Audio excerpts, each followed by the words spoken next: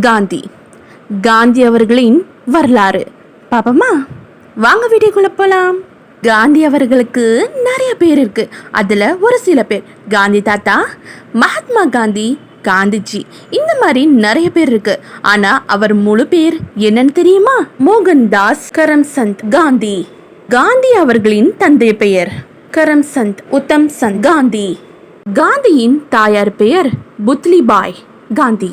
இவர்களுக்கு மொத்தம் 6 குழந்தைகள், 3 பெண் குழந்தைகள், 3 ஆண் குழந்தைகள். அதில் ஒருவர் தான் காந்தி அவர்கள். காந்தி அவர்கள் 1869 ஆண்டு அக்டோபர் 2 அன்று குஜராத்தில் போர்பந்தரில் பிறந்தார். காந்தி அவருக்கு 1883 திருமணம் நடந்தது. அவர் மனைவி பெயர் கஸ்தூரி பாய். இவர் காந்தி அவர்களுக்கு 1 வயது மூப்பாவார். இவர்களுக்கு 4 ஆண் குழந்தைகள் இருக்கின்றன.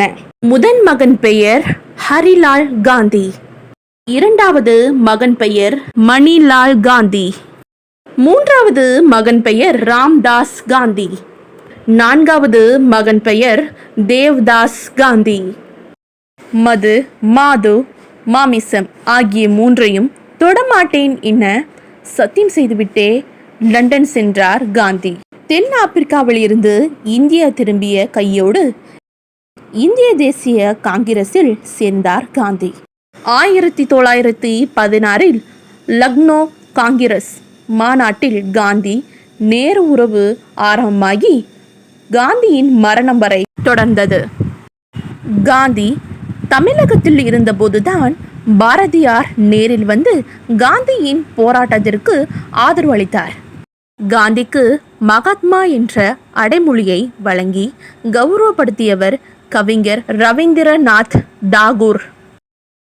காந்தி தனது அரசியல் வாரிசாக நேருவைதான் அறிவித்தார். காந்தியின் சரியான அரசியல் வாரிசாகவே விளங்கினார் நேரு.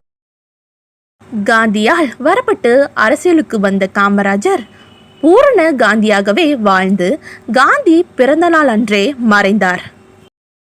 முதல் தமிழக பயணத்தின் போது 14 நாட்கள் சென்னையில் தங்கிய காந்தி 5 தமிழ் நூல்களை வாங்கினார்.